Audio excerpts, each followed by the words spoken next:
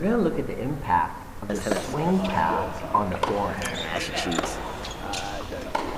She's really good at the game, but she's not playing tennis. She's playing to win the game. We're going to get a front view and a side view later. Try to watch where the racket starts and finishes. That's where our focal point will be.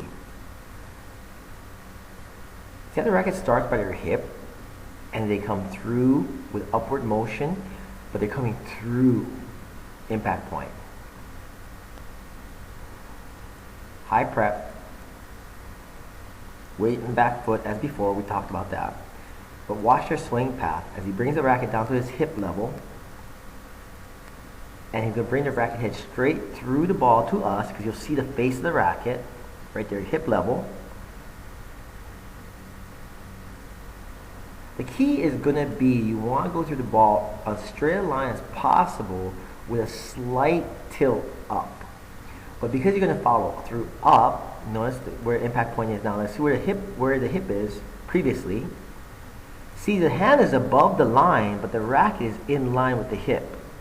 But from here, in the course of the swing, you'll see the players have to come up on the ball.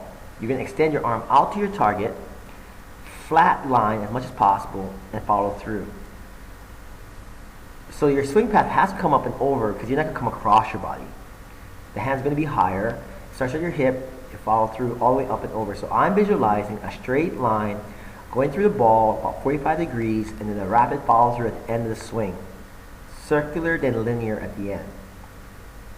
Watch it again from the front. The racket comes through the ball to your target. It's not straight brush, it's impact and forward and then up. From the side view, it's much better. You have the prep right there. And as they make impact, see how the hip is going to be higher than your hand's going to be about hip level.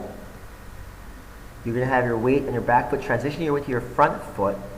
And then as you make impact, you bring your hand forward. So that you make impact slightly above your hip. So I think that from that point right there at contact, you bring your hand all the way forward through like a straight line, and then you'll follow through to your target. And that's what you want to do. Your swing path has to be a straight line through the target and up at the end.